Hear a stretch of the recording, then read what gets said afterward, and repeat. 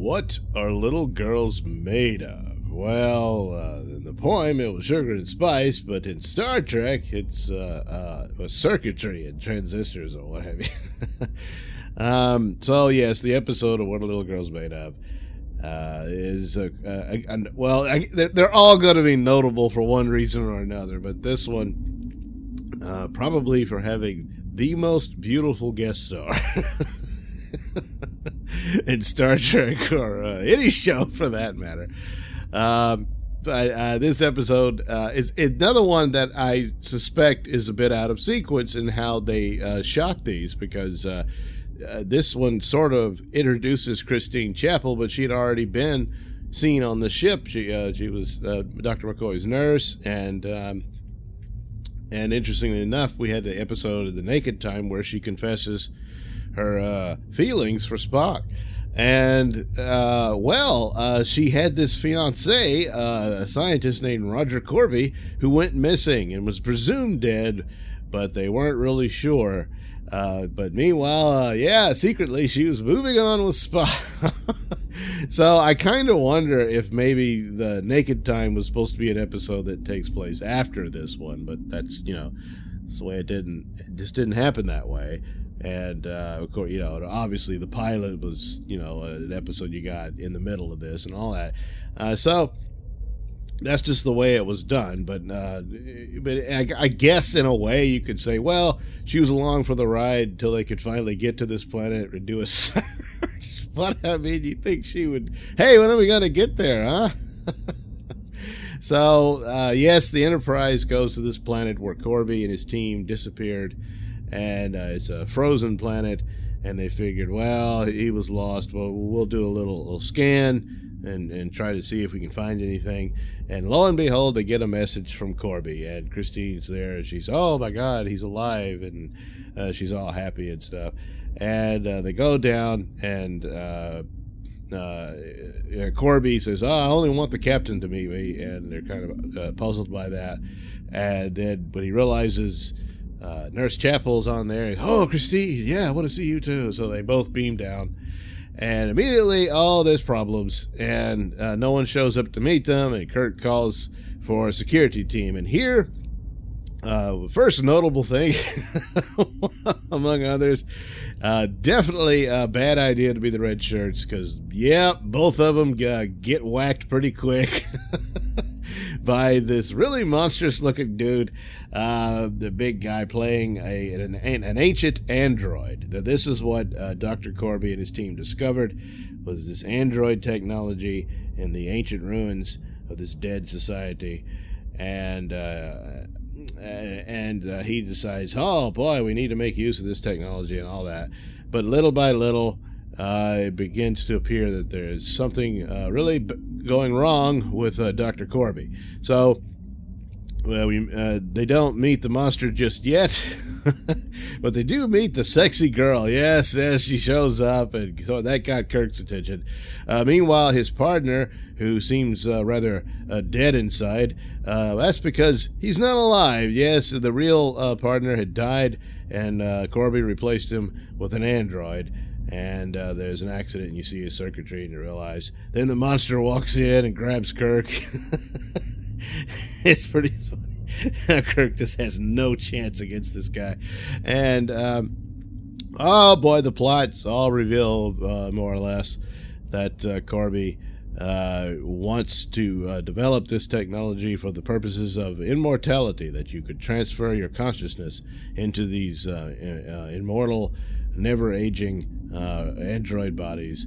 And he says, but I got to do it secretly and all this stuff. And of course, Kirk's like, no, he's not doing that. So they show a scene where he makes an android copy of Kirk, and we get naked Kirk. And they spin him around, and there he is. There's two Kirks. And but before he can transfer Kirk's mental knowledge, Kirk realizes, hey, this might be a chance for me to put in a thought that I don't really have, but it'll mess up the mental patterns of the android. So he puts in a bigoted slur against Spock, calling him a half-breed, because Spock's half human, half Vulcan. And lo and behold, turns out it works, because when the android goes on the Enterprise to get some information for Dr. Corby, he encounters Spock and he has to blow him off, so he just tells him to stop interfering with your half-breed, whatever, something like that. And Spock's like, say, that's not like Jim. So then he beams down with an army, but meanwhile, Kirk is trying to manipulate things the best he can. He talks to the monster, Rock, I believe his name was. There's even a scene where they chase him, and this thing has become quite a meme, where you had these stalagmites in the caves here, and Kirk grabs one as a weapon, but oh boy, the shape of the thing, well, so I mean, you don't really need to put any text on that meme. It's just, so, oh well, things happen,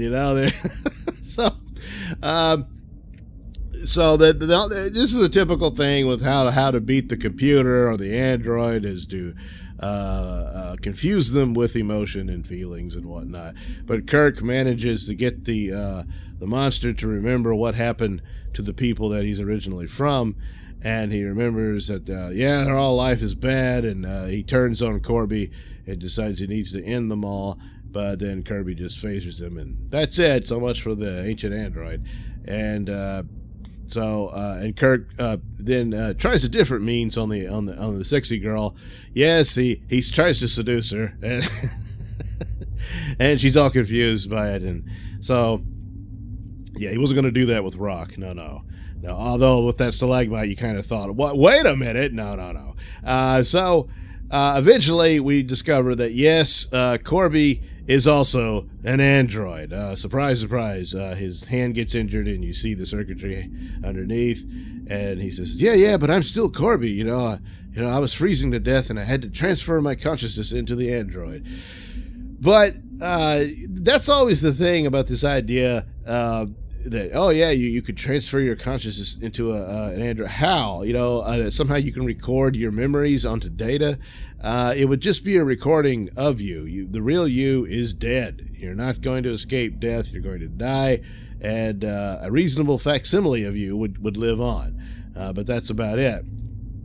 And of course, Corby, he says, "Ask me any question, any equation." Oh, yeah, that's what a computer would do. And he realizes, crap, I'm not really Roger Corby, am I? No, you're not. And so a sexy girl comes in and wants to make out with him, and so he decides to phaser them both, and that's the end. Yeah. And Kirk's like, "God damn, what a waste of a great android."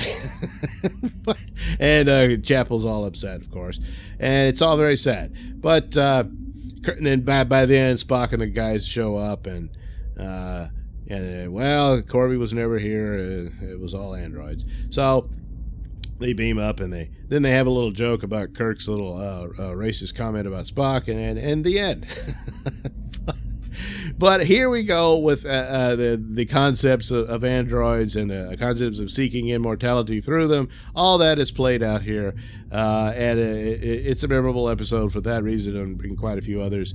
And another interesting thing, like I talk about, the sequence might have been out of whack here, but still, it's once again, somebody, I have to conclude, was thinking this, that they go to a planet where an expedition had been lost for a substantial amount of time, and when you get there, their technology is a little bit behind the times with what the Enterprise has, and so and this is demonstrated by the phasers. They look like those old phasers that they had from the Pike era, and not the new ones that Kirk and his crew has. So, things like that keep showing up, and works out and makes sense, and it's a nice little piece there for that. But for the rest of it, it's another one of these things where all that technology is just sitting there. Didn't the Federation go and pick that up? And because you can't just leave it there. Somebody would come along and find it.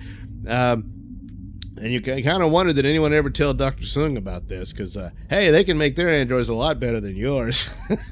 And they're quick, too. You just put some, I don't know, clay figure, hit it and spin it around, and suddenly, oh, look, it's It's an android. So there you go. What are little girls made of? A great episode of Star Trek. Provided quite a bit of jokes here and there, but still conceptually well done, and one of the best, I would say, in a lot of ways, and significant for its overall lore. So there you go, another episode of Star Trek, the classic series, and we'll do it again soon. Thank you for watching and listening and putting up with my voice, which is suffering because I have a cold. So all apologies for that. And while you're here, why not like and subscribe, and check out the link description below. That'll take you to my stores that have t-shirts and hats and buttons and stuff like that. And also the my Poor Man Mystery Science Theater treatment of old sci-fi and horror movies that deserve the treatment. Well, maybe not all of them, but some do. And it's just fun. It's like watching movies with me. Yeah, and dirt cheap. Oh, yeah. So anyway, thanks again for watching and listening. We'll do it again soon. Bye-bye.